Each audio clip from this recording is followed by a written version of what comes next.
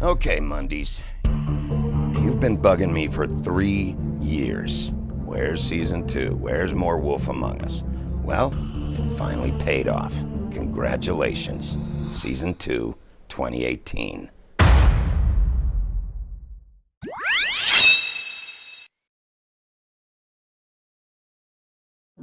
Telltale Games could have been one of the greatest video game studios that ever existed.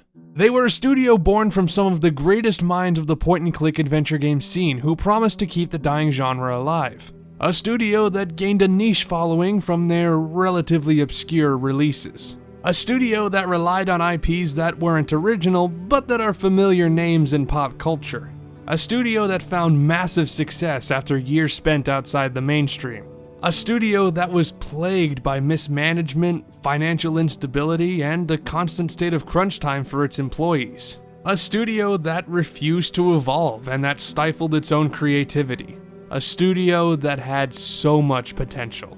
On September 21st, 2018, Telltale Games announced that they were undergoing what their CEO Pete Hawley described as a majority studio closure. They laid off nearly all of their staff that day, only giving them 30 minutes to grab their stuff and leave. The news shocked the gaming world, as Telltale was in the middle of releasing episodes of the 4th season of their most popular title, The Walking Dead, and they had brought in Hawley as CEO less than a year prior to help save the studio from ruin. Their decision to release games as quickly as possible, sometimes working on up to 3 different titles at one time, combined with their dependence on a game's success to satisfy investors and the controversial actions of co-founder and former CEO Kevin Bruner, had simply taken too much of a toll on the company. When their investors pulled out, they were forced to shut down, leaving behind a skeleton crew of 25 people to finish some contractual obligations. The rest of their projects, including the unfinished Walking Dead Season 4, were abruptly cancelled. The story of Telltale is a tragedy for both the employees who were suddenly forced out of a job with no severance and the gaming industry as a whole. It's a cautionary tale on the dangers of straining creativity and leaving no room to innovate, and a message to the industry that its workers are human beings who need a healthy, stable environment in which to do their jobs. But I'm not here today to talk about Telltale as a company. Instead, I want to focus on one of their games, the 2013 episodic adventure game The Wolf Among Us, based on the comic book series Fables by Bill Willingham, a game that I consider to be Telltale's masterpiece. Now, when I say that, I don't mean that The Wolf Among Us is a modern classic, or that it's one of the greatest games of all time. Far from it. But when I look back on the legacy that Telltale left behind, I believe that The Wolf Among Us is their finest work. Their last great achievement before they entered the dark period that ultimately ended with their demise. It's a game that, had it not been for their business practices, could have been the start of Telltale's golden age alongside The Walking Dead Season 1. Which is strange because from a gameplay perspective, it's no different than Telltale's other Walking Dead era games. The Wolf Among Us is a narrative adventure game where you control the protagonist's choices as you move along the story. You'll interact with other characters, solve incredibly simple puzzles, choose the dialogue you want the main character to say, and occasionally make difficult, game-altering decisions. It's essentially The Walking Dead with a different coat of paint. It copies so much of that game's formula and doesn't really add any new gameplay elements, and since it's built on the same engine, it also carries some of the same technical hiccups. The animations, while they're okay for the most part, can be incredibly stiff and puppet-like. This is especially noticeable in the facial animations, not so much in the poses themselves, but the way expressions transition between each other never looks fully natural. Every branching dialogue path eventually has to come back together, and sometimes the merging is very noticeable and distracting. And glitches are not uncommon, such as a line of dialogue being delayed. It hasn't been easy for me. You think I want to live with this at my back? Well, I'm here now. I'm gonna sort it. Or the rare occasion where the game's event data fails to load properly, leading to the infamous "this choice is blank" glitch. And even looking beyond the technical aspects, it'd be difficult to call these gameplay mechanics stellar, or even that good. The gameplay consists of walking around, interacting with objects, choosing options from a series of menus, and performing a series of QuickTime events. And that's about it. The game never goes beyond those bare basics, and while they are adequate, they're certainly not very exciting or engaging. I won't pretend that the gameplay doesn't suffer from these issues, and probably others that I haven't mentioned. But these problems are present in every Telltale game using this formula, and they're not exclusive to The Wolf Among Us. That's not meant as an excuse, but it's important to put that into perspective when looking back on this game, or on any of Telltale's games from Walking Dead onwards. The gameplay in Telltale's games isn't important, it's merely a means to advance the story. And that's perfectly fine. Not every game needs deep gameplay mechanics in order for it to be a worthy experience. Especially in this case because the story more than makes up for it. That's not to say that the storytelling in The Wolf Among Us is groundbreaking, or that it has a unique way of telling a story through video games. But the story is so well crafted and tightly written that it deserves to be talked about even when the gameplay does not. In most games, the story serves the gameplay by providing narrative context to explain how the characters are able to perform the actions they can during gameplay segments. But in The Wolf Among Us, it's the exact opposite. The gameplay serves the story by allowing the player to move the plot forward and not just be shown a collection of cutscenes. While I can't claim that this design philosophy is perfect or that it works every time, it does work for The Wolf Among Us. But why does it work? After all, if the gameplay is ultimately inconsequential, then it falls on the story to make the game worth the player's time. And that's what I'd like to explore. What is it about the story that makes it rise above the ranks of Telltale's other efforts? Why does this story resonate with me and so many others on a level that their other games simply fail to do? And above all else, why is it so fun to watch unfold? That's why I'm making this video, really, to look back on the story. Obviously, there will be some spoilers here and there, and while I won't talk about the ending, I will bring up a few important plot details, so I recommend playing the game first before watching the rest of this video. First, a little background on the Fables comics. Fables takes place in an alternate universe where fairy tale characters, or fables, were exiled from their own world and forced to migrate to ours. The comics specifically focus on a group of fables who live in modern-day New York City and the hidden community of Fabletown. They live in secrecy from the regular world, as non-fables, or mundies, are kept unaware of their existence. The series revolves around several governing officials of Fabletown and their efforts to protect and serve the Fable community. The Wolf Among Us serves as a prequel to the events of the comics, taking place in the mid-80s, which gave Telltale more leeway in developing a story without having to preserve exact continuity with the comic books. You play as Bigby Wolf, also known as the Big Bad Wolf, who acts as Fabletown's sheriff and sole enforcer of the law. One night, Bigby and his boss, Snow White, discover that a mysterious fable named Faith has been murdered, and it's Bigby's job to track down the one responsible. But as with any detective story, what starts as just one murder quickly escalates into chaos as Bigby's investigation uncovers a serial killer, corruption in the Fabletown government, a black market for magical items, the realities of the class divide that separates poorer fables from the ones in charge, and a plot by an underground crime syndicate to take control of Fabletown.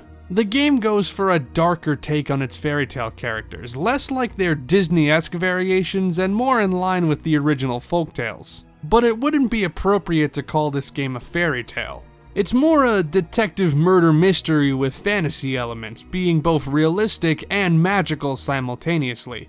And looking back on this game, I realize that that's the strongest element of the game's story. The blend between dreary realism and whimsical fantasy that the Fables comics made so popular. The narrative is just as inspired by classic fairy tales and nursery rhymes as it is by pulp detective fiction, film noir, and crime dramas. Now, Fables wasn't the first series to combine these genres together, and even in video games the concept isn't entirely unique, but it's executed very well here.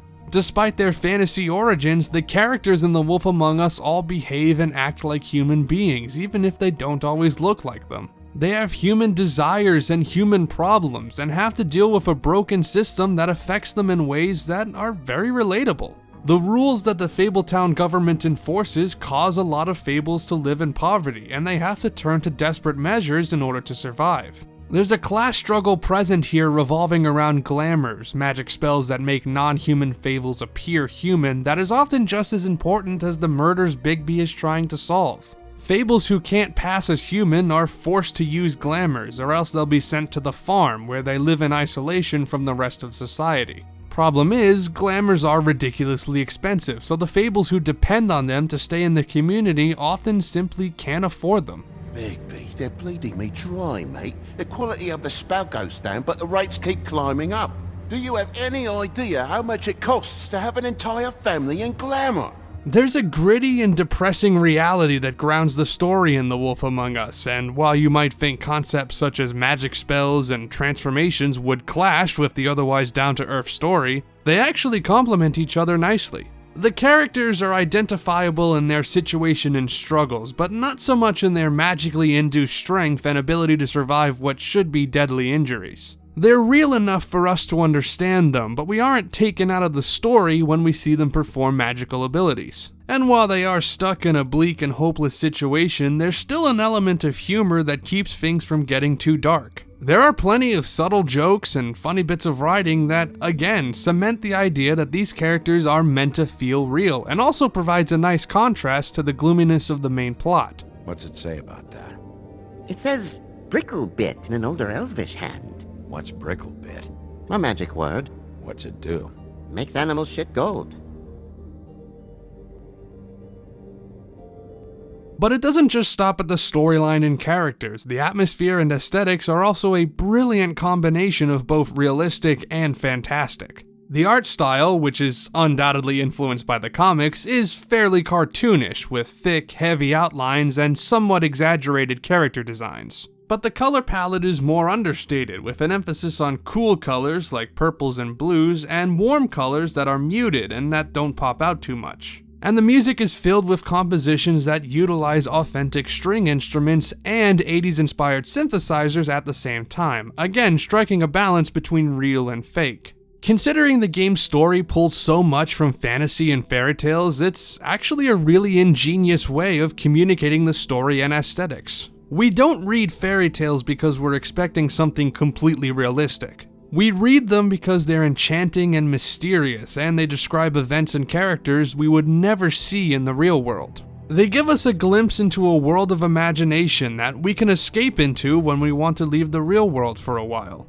But all the ideas and scenarios that give fairy tales their mystical charm are drawn, in many cases, from reality. They contain messages and themes that apply to both the fictional world of the story and the world that we live in. When we read fairy tales, we know that what's happening isn't real, but we take lessons from them that are meant to improve our real lives, or at least teach us something about ourselves. The Wolf Among Us takes this concept of a magical reality and twists it so that the situation is much more grim. And the consequences of Bigby's actions means that it's impossible for everybody to come out happier in the end. The narrative is full of gray shades, and like in many folktales, nearly every character, whether they be good or evil, has some dark secret to hide. But if we just look at the story on a critical level, it does its job well both as a murder mystery and a retelling of classic fairy tales. Since the characters are based on literary figures that are part of our collective culture, the challenge is providing a fresh and entertaining take on these characters, which this game certainly does. It pulls enough from their original stories to keep the characters familiar, while also putting a different spin on them to suit the narrative. Take Ichabod Crane, for example, who in this story is the mayor of Fabletown.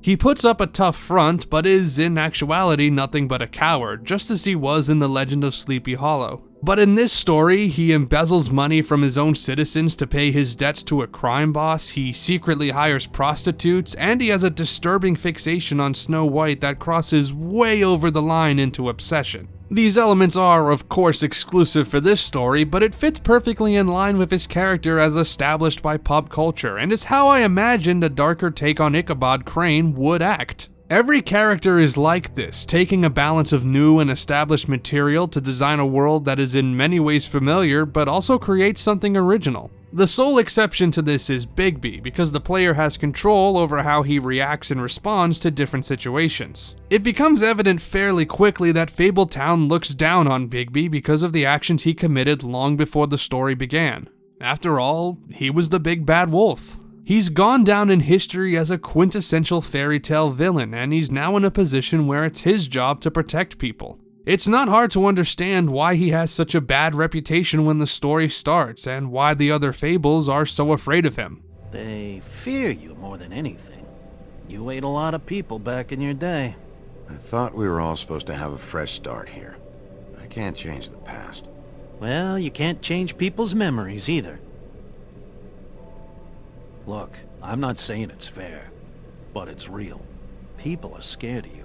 Now, you might expect that the story would inevitably become a redemption story for Bigby, that throughout the course of the game, you can fix his reputation and make up for his past mistakes. And that is true to some extent, but I don't think that's the main focus here. The real driving force behind the plot is Bigby wanting to capture whoever's responsible for the murder of Faith and bring them to justice. And I think this was the right decision, as it allows for Bigby to have more flexibility in his personality. Your playthrough might see Bigby genuinely try to help people even if they don't deserve it, or be mercilessly cruel in order to get results. And you believe that he's capable of both, not just from his prior reputation, but also from the expertly written dialogue and the voice performance by Adam Harrington. The writing and Harrington's delivery goes back and forth between quiet and mellow and brash and violent, often within a short amount of time. And while this can lead to moments of mood whiplash, it also emphasizes Bigby's range of emotion and forcefulness that makes him both compelling and threatening at the same time. What is it with you cops? Always trying to empathize with people. I know this must be hard for you. Do you? Do you fucking know?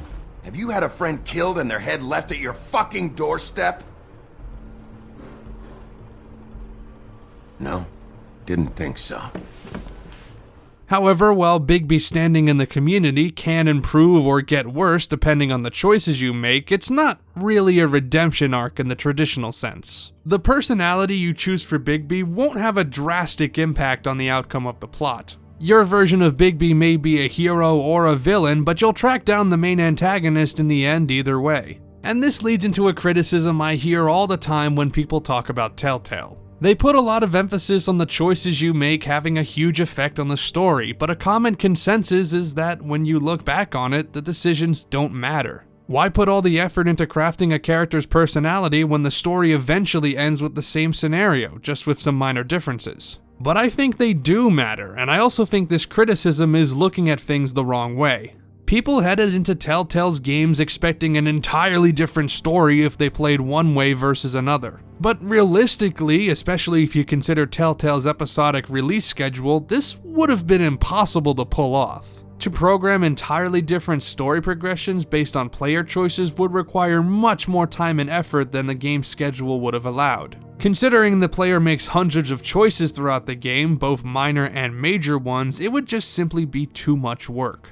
But the player's choices do affect the character's opinions on Bigby and their responses to his actions. If you treat a character kindly or abusively, they and other characters will acknowledge it later on. And this is where the decisions you make start to form their importance. You make the choices that determine how the characters view Bigby, and in turn, how they view you as a player. The writing in this game is so strong that you not only feel the effect Bigby has on the characters, but you see that effect firsthand. And that's why what you say and do matters, because they matter to the characters. And if you allow yourself to become invested in the story, which believe me is very easy to do, then you'll want to make decisions based on how you want to treat them. That's why so many people look back on this game fondly, and why so many people wanted Telltale to make a sequel. When the gameplay you present is unexceptional, the narrative is the only way you can keep the player engaged, and this story does keep you engaged all the way through. It isn't just a good murder mystery, it's a captivating adventure that works on a number of different levels. And while it's not as emotionally hard-hitting as The Walking Dead, the clever writing and wonderful characters, not to mention the numerous plot twists, make the journey through Fabletown so unforgettable. And certainly the game deserves to be appreciated for that. I know this narrative will turn some people away, because if you don't like detective stories or dark fantasies or fairy tales, or if you can't stand games that focus exclusively on narrative, then this won't be a game you'll enjoy. But for everyone else, it's definitely still worth a playthrough, especially if you're unfamiliar with Telltale's work and want to see what they brought to the table. Looking back on The Wolf Among Us and Telltale's legacy, it's a shame that the company drove themselves into a pit that they dug for themselves. The Wolf Among Us Season 2 was announced in July 2017 and was due to release the following year, but was eventually delayed and then cancelled. It's easy to assume that Telltale's closure is responsible, but according to former Telltale employees, the sequel was doomed from the start. Even when Telltale made the announcement in 2017, the game hadn't even left early production, and the budget was so small that several people on the team doubted it would ever see the light of day. It seems more like a case of Telltale promising its fans that they would get what they wanted to prevent them from seeing that they were slowly sinking. And unfortunately, unlike Walking Dead Season 4, which is getting finished thanks to Skybound Games taking over development, it appears that The Wolf Among Us 2 won't ever happen. But maybe that's for the best. If Telltale's former staff is to be believed, then if the season was finished and released, it would have been far from the quality of the original game, and definitely would not have been commercially successful. The Wolf Among Us may be cherished by a lot of people, but sales-wise, it only generated a fraction of The Walking Dead's revenue, and a second season probably would have done even worse. And even if Telltale had the money to support it, it probably wouldn't have lived up to the hype the announcement trailer generated. I admit that I was excited for the sequel, even though Telltale's issues had already been made public, but knowing what we know now, I'm glad that the game was cancelled. It could never be what the fans wanted, because Telltale's issues simply wouldn't have allowed it to reach its full quality. That, however, doesn't change the fact that The Wolf Among Us is Telltale's shining jewel, and serves as a reminder of a time when the company wasn't both creatively and financially bankrupt. There's a clear passion in The Wolf Among Us, both for its source material and the original story that Telltale wanted to convey. And that's a passion that their games released afterwards sorely lacked. It's far from perfect, and the story won't appeal to everybody. But from my point of view, The Wolf Among Us stands as Telltale's magnum opus, and is the game which I, and many other Telltale fans, will remember them for most.